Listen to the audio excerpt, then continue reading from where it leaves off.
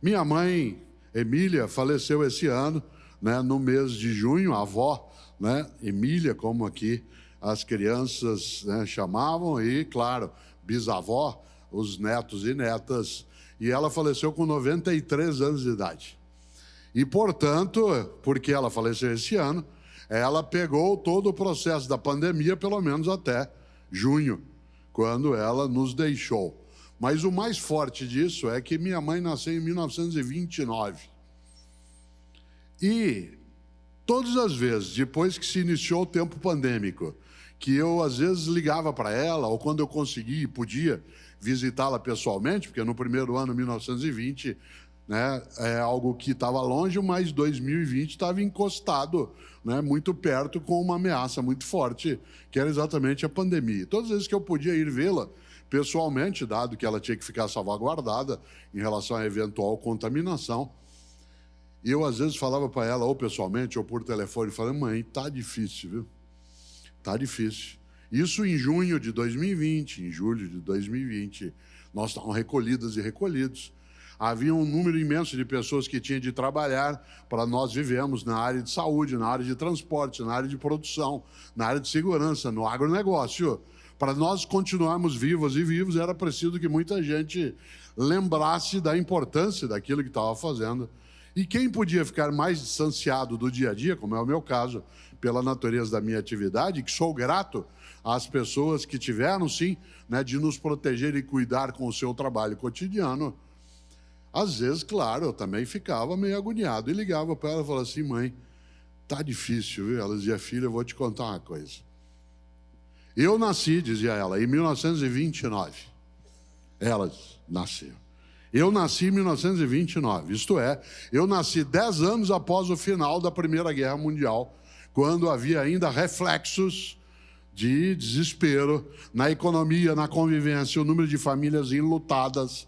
Eu nasci, dizia ela, em 1929, 10 anos após o final da gripe espanhola, que matou milhões e milhões de pessoas pelo mundo afora a partir do vírus. Quando eu tinha 10 anos de idade, isto é, em 1939, quando ela tinha 10 anos, explodiu a Segunda Guerra Mundial. E quando eu tinha 10, 11, 12, a vida era mais difícil, havia restrição, né, de alimento, havia restrição de combustível, a economia estava em frangalhos, o mundo teve que se dedicar a um confronto imenso. E quando terminou a Segunda Guerra, em 1945, eu tinha 16 anos de idade, o mundo tinha perdido 55 milhões de pessoas na Segunda Guerra, inclusive na minha família. E quando eu achei que agora vai, porque com 16 anos, bombas são jogadas sobre Hiroshima e Nagasaki em agosto de 1945, e eu passei, como qualquer ser humano mentalmente saudável, a ter pânico do fim da espécie, de uma guerra nuclear. Quando eu, aos 16 anos de idade, imaginei que isso ia passar logo, aparece a União Soviética de um lado, a nação norte-americana do outro, e nós tivemos uma guerra fria de confronto possível de guerra nuclear de 1945 até 1990. Em 1990, filho, eu que nasci em 1929 já estava com 61 anos de idade. Falei, agora vai. Aí apareceu a crise do petróleo, a inflação de 2.000% ao ano. E agora, aos 91 anos de idade, que eu vou brincar com os meus bisnetos, que eu vou poder aproveitar um pouco mais. Vem essa pandemia e nos coloca cada um num canto. Por isso, vou te contar uma coisa. Você não viu nada. Quanto mais eu ando, mais registrado. Mas se eu não caminho, eu sou é nada. Por que ela contava isso? Para que a gente se consolasse? Ela contava para que eu me conformasse? Não. Ela contava para que a gente ganhasse ânimo para entender que se cada pessoa e todas as pessoas fomos capazes de fazer o nosso melhor, a gente segue adiante. Mas, se, por exemplo, no mês de março de 2020, como aconteceu, diante de algo aterrorizante, que é o vírus que ainda circula. Se todas as pessoas tivessem enfrentado a situação horrorosa, como algumas pessoas decidiram enfrentar, nós não estaríamos aqui essa noite em Florianópolis com tanta gente. Aliás, nós humanas e humanos, arrogantes que somos, ficamos imaginando que durante décadas a grande ameaça à humanidade viria do espaço. Um meteorito, um asteroide, e nos preparamos para isso. Aliás, criamos tecnologia para isso, já pensou? Criamos mísseis que pudessem combater, serem disparados. Quem diria que a ameaça viria do nosso meio?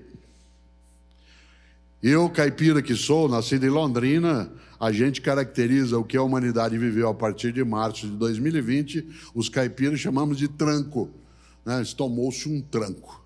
Nós estávamos imaginando que a gente já era invulnerável, que as coisas não nos aconteceriam e, de repente, fomos atropeladas e atropelados por algo que, embora a dona Emília, minha mãe, dissesse se ainda não viu nada, a gente não imaginava que fosse ver o que vimos. Aliás, nessa hora, é claro, quando do início do momento pandêmico mais denso, quando nós não entendíamos direito como fazer, usa máscara, não usa máscara, deixa a máscara para quem é da área de saúde, e se ele vai para casa, quem atuar no campo da saúde pode contaminar a família, e se não vai para casa, um grupo de pessoas começou a olhar tudo aquilo e dizer, o que eu posso fazer? Uma parte das pessoas, ao olhar a dificuldade, a agonia, o desespero, disse, o que eu posso fazer? Com reticências, com 3 pontinhos. Ainda bem que uma parte das pessoas, em vez de usar a frase com reticências, com 3 pontinhos, decidiu nela colocar um ponto de interrogação. E no lugar de dizer o que eu posso fazer, a questão se tornou questão e foi o que é que eu posso fazer? Isto é, o que é que está ao meu alcance que seja feito? Uma coisa é você e eu, fácil uma dificuldade, e dizermos, o que eu posso fazer? De modo desalentado, desanimado, de modo fraquejado. Outra coisa é apresentar-se de maneira disponível e dizer o que eu posso fazer? Isto é, cá estou. Para a tua sorte e para a minha, centenas e centenas de pessoas nesse país e fora daqui se dispuseram a não desistir, a ir buscar, a nos cuidar, a procurar aquilo que é a atenção de saúde. E quando se dizia, Cortella, não tem como fazer uma vacina em menos de 10 anos, nunca nós fizemos uma estrutura vacinal em menos de uma década, um grupo de homens e mulheres em vários lugares do planeta foi atrás. E cá estamos. Várias pereceram, ficaram pelo caminho, pessoas que vários momentos quiseram desistir, a gente lembra da cena, gente encostada, sentada no chão de hospitais, o desespero de outras pessoas que não conseguiam respirar em vários lugares. E nós cá estamos essa noite com centenas e centenas aqui, sabe por quê? Porque ainda bem que na humanidade há muita gente que acha que se alguma coisa tem de ser feita, então que ela seja bem feita. E o fazê-lo bem significa, acima de qualquer coisa, procurar alternativa, caminho, em vez de modo, como eu lembrava, desalentado, dizer o que eu posso fazer.